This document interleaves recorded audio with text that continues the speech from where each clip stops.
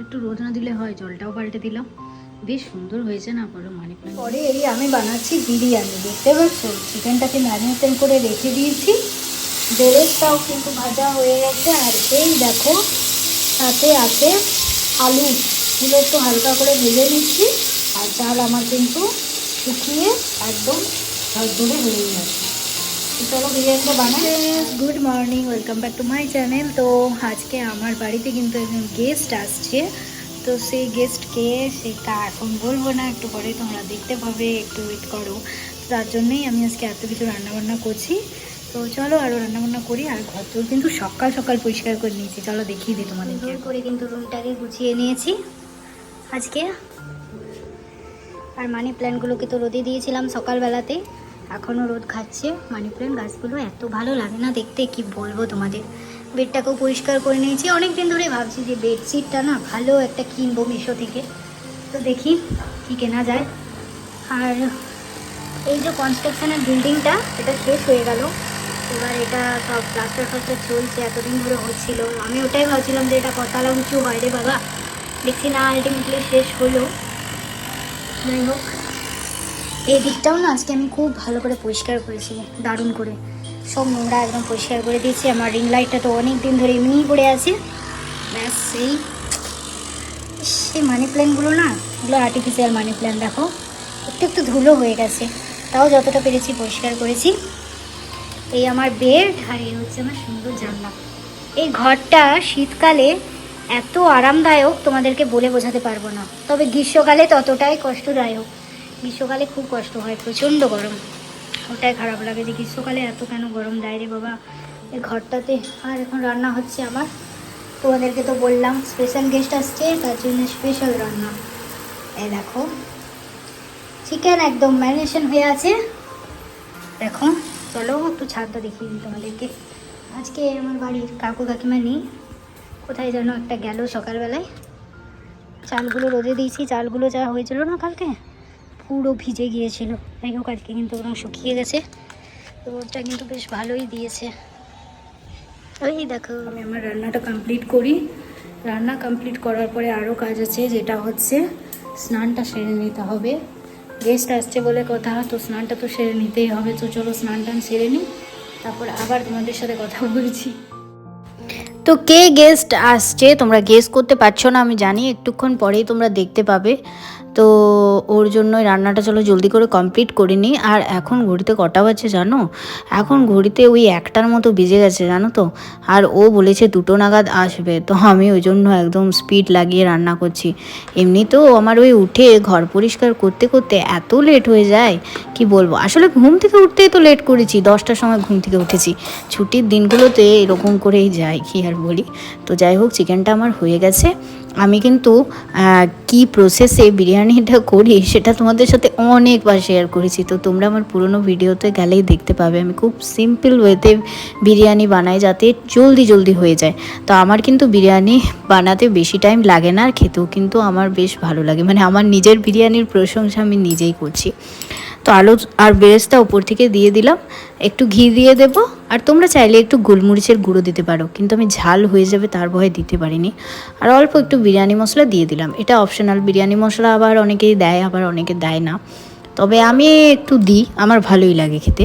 তো তার জন্য বিরিয়ানি মশলা দিয়ে দিলাম। তো চলো এবার আমার গেস্ট কখন আসে সেটাই হচ্ছে দেখার। যে গেস্টের কথা সকাল থেকে বললাম সেই গেস্ট কিন্তু চলে এসেছে। হ্যালো।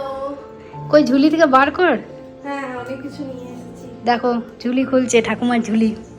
এই যে মিষ্টি, এই দেখো মিষ্টি এনেছে আমার জন্য, আর এনেছে শশা, এটা আমরা স্যালাড বানিয়ে খাবো। আর এই হলো লেবু। এই লেবু এনেছে, হজম হয়ে যাবে তার জন্যে। আর বাকি সব আমার বাজার। বাকি সব ওর বাজার, ওগুলো দেখে লাভ নেই। গেস্ট কে গেস্ট? সেই সোমা, সেই সোমা। সোমা আমার বাড়ির কাছেই থাকে, তাই ওকে ডাকলাম যে আজকে আমরা ছুটির দিনটা ভালো করে একটু এনজয় করি। যদিও পিকনিক চলছে এই সোমার, আমার গেল না তাই। তো চলো চানটা করি আগে। টাটা। টাটা, পরে দেখা হচ্ছে। তো বান্ধবী এসেই আমার কাজে লেগে পড়েছে। ও বলল তুই তো সকাল থেকে এত কিছু করেছিস। আমি তো কিছুই সেভাবে করিনি, বাড়িতে স্নান টান করে এসেছি, সেভাবে কাজও কোনো করতে হয়নি, চল আজকে স্যালাডটা আমি বানাই। ও আসলে ফুড ব্লগার, মানে ফুড ব্লগিং করে, এখন সময়ের অভাবে সেভাবে করতে পারে না। ইনস্টাগ্রামে ভালো ওর মানে ফলোয়ার্সও ভালো আছে। তো ও এই ব্যাপারটা মানে এই ডেকোরেশনের ব্যাপারটা, খাবার দাবার ডেকোরেশনের ব্যাপারটা, এটা খুব ভালো পারে ও করতে। বয়ফ্রেন্ড থাকলে মন খারাপ হয়, আর আমি আমার বরকে ছেড়েই থাকি, কি করব, আমার আবার এই আমাদের জীবনটা খুব কষ্টের। কি করব দিদি, ফুড ব্লগার দিদি, হ্যাঁ বলুন, কি করবেন বলুন, কি করার নেই। কিছু করার নেই। তো যেটা বলছিলাম, এই প্লেটটা সুন্দর করে সাজানোর দায়িত্বটা আমি ওকেই দিয়েছি। আমি বলেছি আজকে তুই প্লেটটা সুন্দর করে সাজা, শসা মূলো মানে সব স্যালাড দিয়ে, কারণ আমরা বিরিয়ানি খাচ্ছি, স্যালাড তো মাস্ট না। তো তার জন্য বললাম যে তুই সুন্দর করে প্লেটটা সাজা। ও আবার আমার জন্য একটা লেবু নিয়ে এসছে, বলছে বিরিয়ানি খাচ্ছি তো তো খাওয়ার পরে লেবুটা খাবো, তাহলে হজম হয়ে যাবে। বাবু একবার কথাবার্তা। তো যাই হোক, ও শসাটা কাটুক, তোমাদেরকে দেখাচ্ছি ও কেমন করে প্লেটটা সাজিয়েছে। আজকে আমি আমার বান্ধবীকে বিরিয়ানি খাওয়ার জন্য নিমন্ত্রণ করেছি। দেখি কতদিন কি খেয়ে বলে, বদনাম করে না নাম করে না ইয়ে বলে। বদনাম কেন করবো ভাই, আমাকে ডেকে খাওয়াচ্ছিস ভাই। না তোমার খুব, তোর তো খুব বান্ধবীর আমার খুব আসার ইচ্ছে ছিল রুমে, ভাবছিল মৈত্রী কোন রাজপ্রাসাদে থাকি। বললাম ভাই আজকে আমার রাজপ্রাসাদ তো ঘুরে যা, সেই বিরাট বড় রাজপ্রাসাদে থাকি আমি, অনেক প্রচুর দাসী আছে আমার। এই দাসী চলে এসো, এই যে দাসী আর মালকিন দুটোই সামনে এই দাসী চলে এসো। শীতকালে মজাই লাগে। শুধু ব্লগার, তুমি হচ্ছে ফুড ব্লগার, ডিফারেন্স আছে। এই যে ব্লগার দিদি এই যে আমাদের এখানে এসে এই যে এটা করছে, বিরাট বড় ব্যাপার। না রে, অনেক খেটেছে মেয়েটা, এবার আমারও দরকার কিছু খাটনিতে ওকে help করা। না না সেটা না, কি জানো পিকনিক করছি, এটা একার জন্য থোড়ি, আমাদের দুজনে আরো দুজন আছে যারা দেখলে পরে খেলাবে। চালাবে, কিন্তু কি করবে এটা আনফরচুনেটলি। আমি ভিডিওতে বলে দিচ্ছি, তোমরা জানি কিছুক্ষণ পর ভিডিওটা দেখবে, তোমাদেরকে বলি যে আনফরচুনেটলি এটা হয়েছে, এটা কিন্তু কোনো প্ল্যান না। তুমি ভাবে আমরা, আমার আর সোমার প্ল্যান না, একদমই না। সোমা আমার বাড়ির পাশ দিয়ে পেরিয়ে যাচ্ছিল, ওকে ধরে নিয়ে এলাম।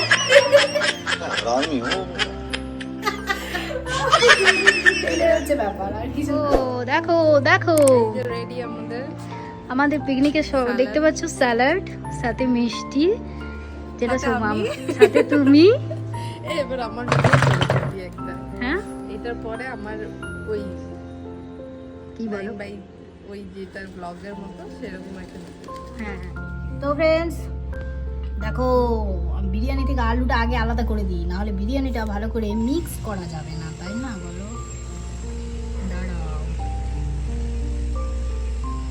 বিরিয়ানিটা নাহলে ভালো করে মিক্সটি করা যাবে না। কালারটা কেমন হয়েছে মিস সোমা? দারুণ হয়েছে, দারুণ গন্ধটা, স্মেলটা একদম উফ, সেরা সেরা। এবার একটা সোজা দিকে নেন। নিজের হাতে বানানো বিরিয়ানি বলে বলছি না, সত্যি বিরিয়ানিটা ভালো হয়েছিল। আমি কিন্তু অনেক জলদিতে এই বিরিয়ানিটা করেছি, পুরো ঝড় জলদি বানিয়েছি, তার মধ্যেও দেখছি ভালো হয়েছিল। সোমার কথা তোমরা শোনো। এবার এটা আমি টেস্ট করে বলবো। হ্যাঁ তুমি এখনই টেস্ট করো, এখনই টেস্ট করো, তারপর আমি নিজে টেস্ট করব। চিকেনের পিস, হুম এই যে দেখতে পাচ্ছ। দেখো খেয়ে, আমি কিন্তু টেস্ট করিনি, বাজে হলে কিছু বলো না। না না কিছু বলবো না। নুন দিয়ে দেবো, নুন যদি একটু কম আমার হয়। ঘিয়ে একটু আলুটাকে কেটে ফুড ব্লগারের মতো রিভিউ করবো, এও ভাতের সাথে হুম মাখালাম। হুম। এবার খেয়ে দিই। নুন কম হয়েছে। সেরা হয়েছে, সেরা। এই গাইস তোমরা মিস করছো। এই সত্যি নুনটা ঠিকঠাক আছে তো? না ঠিক আছে, না একটু দেবো? না ভালো হয়েছে। ঠিক আছে। তোমরা মিস করছো, এটা যদি তোমরা একবার খাও না, বিধি থাকে কিছু বলার আছে? দিদি আমাকে খেলাবে এটা দেখার পর। তুমি তোমাকে খাওয়ালি, আমাকে খাওয়ালি না অবশ্যই ওকেও খাওয়াবো, অবশ্যই খাবো। বিদিশা তুমি রাগ করো না, ভিডিওতে বলে দিলাম তোমাকে একদিন অবশ্যই খাওয়াবো। আজকে কোনো আমাদের প্ল্যান ছিল না, হঠাৎ করে প্ল্যান হলো। সোমাকে হঠাৎ করেই ফোন করে বললাম, আসলে আজকে আমার রুমের কাকু কাকিমা নেই, তো মুডটাও ভালো লাগছিল না, তো ভাবলাম যে কাছাকাছি কে আছে, তো সোমা আছে। তো সোমাকে বললাম যে সোমা চল আজকে একটু আয়, আমরা দুজন মিলে একটু পিকনিকের মতো ছোটোখাটো করি, কারণ কেউ নেই, আমার একা একা লাগছে। তো সেই জন্য সোমা বললো ঠিক আছে, আমি তো ফ্রি আছি, তো চল যাই, কোনো ব্যাপার না। তো সেই আর কি আমি গেলাম 11:30টার সময় চিকেন কিনতে, চিকেন নিয়ে এলাম, তো ব্যাস বিরিয়ানি করে ফেললাম। একার জন্য বিরিয়ানি করে খেতে সত্যি কথায় মজা লাগে না। যদি পাশে কেউ একটা বিরিয়ানিটা আমার রান্না করে বিরিয়ানিটা খেয়ে যদি কেউ নাই বললো যে খুব সুন্দর হয়েছে, খুব ভালো হয়েছে, তো মনটাই ঠিকঠাক স্যাটিসফ্যাকশন আসে না। তো সেই জন্য সোমাকে বললাম যে চল না, আয় না, আজকে যদি ফ্রি আছিস, আমি খুব একা আছি, ভালো লাগছে না, একা একা ফিল করছি, ভালো কিছুই লাগছে না, তো প্লিজ আয় আয়। তো চলে এলো একবার বলা মাত্রই। তো ওই জন্য দুই বান্ধবী তো বসে বসে এখন খাচ্ছি বিরিয়ানি। আর এখন ঘড়িতে কটা বাজছে জানো? দুই বান্ধবীর গল্প করতে করতে তো খেয়ালই নেই যে ঘড়িতে কটা বাজছে। ঘড়িতে এখন বাজছে 3টে। আর আমরা এখন লেবু খাচ্ছি, চলো লেবুটা খেয়ে নিই, তারপর দেখো এই ভেগগুলো আমাদের। তো ভিডিও আমরা পিকনিক করছি, তোমরা কি করবে? পারবে না। গল্পটা করতে করতে বিকেল হয়ে গেল, দেখো সানসেট হওয়ার টাইম হয়ে গেল, কি ভালোই লাগছে না আকাশটা, শীতকালে এটাই তো মজা। আমাদের যে টাইমটা কখন কেটে গেল মানে বুঝতেই পারলাম না। এখন ঘড়িতে কটা বাজছে বলো তো? 4:30 বাজছে, সানসেট হচ্ছে। দেখো কি ভালো খাওয়ালো আজকে।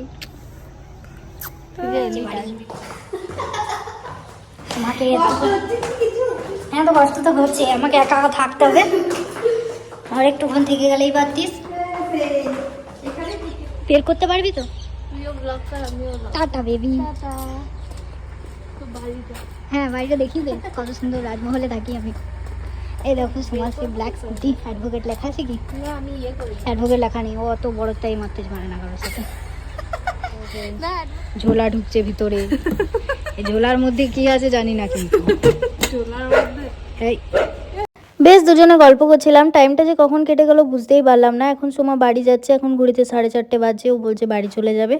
ওকে থাকতে বললাম, ও বলছে না যাই, তো কিছু করার নেই বলো, ও তো সামনেই বাড়ি, আবার চলে আসবে কোনো না কোনো দিন, আবার চলে আসবে, দুজন মিলে একসাথে বসে লাঞ্চ করব। ভিডিওটা কেমন লাগলো অবশ্যই জানিও, ভালো লাগলে চ্যানেলটাকে সাবস্ক্রাইব করে দিও, লাইক করে দিও, আর এরকম ভিডিওর জন্য আমাকে কমেন্ট করে অবশ্যই জানিও, আবার করবো আমি ভিডিওটা।